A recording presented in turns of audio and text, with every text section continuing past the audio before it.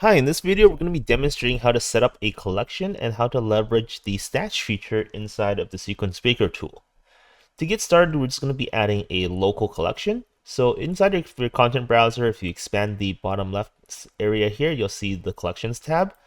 And if you click the plus button, you'll be able to create a new collection. Keep in mind that collections do not allow spacebars, so we're just going to name this the default name for now, just to get going. And you'll see that collections don't actually have anything in there by default right now. So what we can do now is we can take a look at some of the things we're going to be using, and we're going to be adding them to our collection. So things you can add, for example, is you can add meshes if you wanted to your collection, and we're going to be adding, for example, rigs to our collection. And on top of that, we can also add animations. So we're going to add Manny's and Quinn's animation to our collection, and we're going to keep going down here. All right, so now that if we select the collection, now you can see that it contains highlighted assets across various different folders of different types. And now that we've set this up now, if we go into our stash and we hit the refresh button on the anim sequences or the control rigs, you'll see that it has selected the collection. And inside of each of these tabs in the stash, it has also filtered out just the control rigs and just the anim sequences. So now with this set up now, we can use this to build out our sequences inside of inside of the sequencer. So for example, we have Manny here. If we wanted to, we can use some of these hotkeys to build out our level sequence. So the first one we'll demonstrate is this add sequence at big start frame. So right now our big start frame is at frame 0. So if we click any of these ones, it will create a new sequence on here on frame 0. So if we added, for example, the jump, it will also add it at frame 0. And if we add the follow loop, for example, it would also do the same. Another way to work with this is to use the add and move playhead feature. So for example, if we wanted to do an idle to start, we can do add AnimSequence and move playhead. All right, so we're going to select this really quick, and we're going to do add and select move idle. There we go. And you can see that it's added the idle and also move the playhead over to 227. And then from here, if we zoom out a bit and we pan over, we can continue to add more anim sequences. So we can go up here, let's say we add a run forward. It adds it right there, and then we can continue on going forward. So let's just move this over to, let's say 1000. We have more space, and then we can continue, let's say we added a jump, and we added a land, and then we added another idle here. And you can see from this setup now, we can quickly build out a sequence of animations using existing AnimSequence clips that run in the sequence without having to worry about making sure that we have the right starting frame, because it will consecutively move the playhead, and with this button, it will add the clip to the current playhead.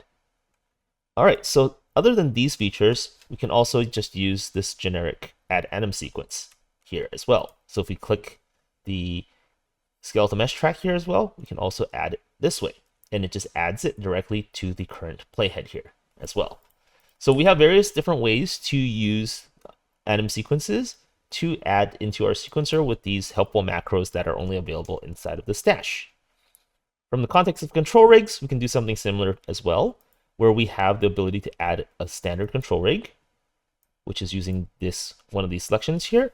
And we can also add it as a layered control rig. Assuming that it has a proper backward solve, you're able to add it as well. So if you're working with this Manny here as well, you can do something really quick. So for example, let's say we add a run animation, and then we add the layered control rig on top of this. Now we can have the running with the layered control rig running right on top of it, allowing us to quickly build out level sequences and then edit them. On top of that, we have a few other features here, allowing the primary control rig, as well as the layered control rig feature as well. So we can take a look at how we can leverage those in the current context. In our current context right now, we are currently in the control rig bake mode, and we can actually slot in our control rig, our primary control rig, from our stash or manually pick it. So if you do have the auto update from sequencer selection unchecked, you have the ability to pick any control rig you want directly from the list here. Alternatively, if you wanted to, you can use the stash and use the control rig's P button here to set the primary baking control rig, and you're able to set that directly into the slot here, which is going to have the body instead.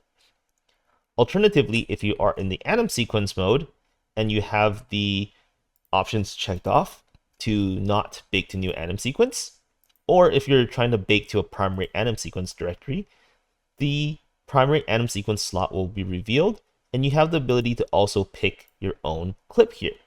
And similarly, with the stash, if you switch to the AnimSequences tab, you can use the P button here to also set up the primary baking AnimSequence, to use one of these as the primary baking AnimSequence.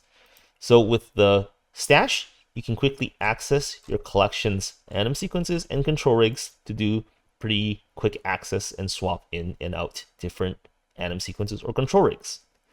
In addition to this, if you are using the more advanced features of the bake customization, where we want to not keep the control rig tracks, we can also store these store these control rig layers. So if we uncheck the current control rig tracks option here, we will be able to see our layered control rigs down here that we can add as part of our bake customization. From here, you have the option to save the stash, any individual control rig, or you can save the entire rig control stack directly into our stash here. So by pressing the start button up here on top for the entire rig stack, it will add the stack into your rig stack here. So we're going to save this as a new rig stack, and we can reveal here as well. So if we wanted to quickly use and build rig stacks, if we, for example, deleted our rig stack here, you have the option of bringing it back by clicking into the stash here and pressing the L. And it says that we're going to append the rig stack to the layered control rig list. And that will effectively bring back the control rigs in our stack with the proper order numbers. Alternatively, if we don't have a stack that's been created here, we have also the ability to come back to our control rigs here and add our control rig from our collection here into the stack here as well.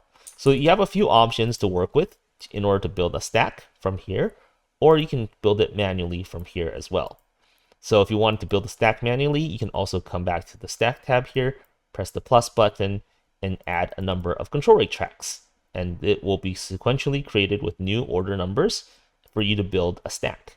So this is a few of the ways you can work with rig stacks, and in the context of the stash, which allows you to also use these macros here to prime the primary AnimSequence slot, create AnimSequences directly into the sequencer with different locations like current time, start bake time, and then moving the playhead, or adding layered or standard control rigs into the sequencer quickly. And that covers all of the basic operations of the stash. Thanks.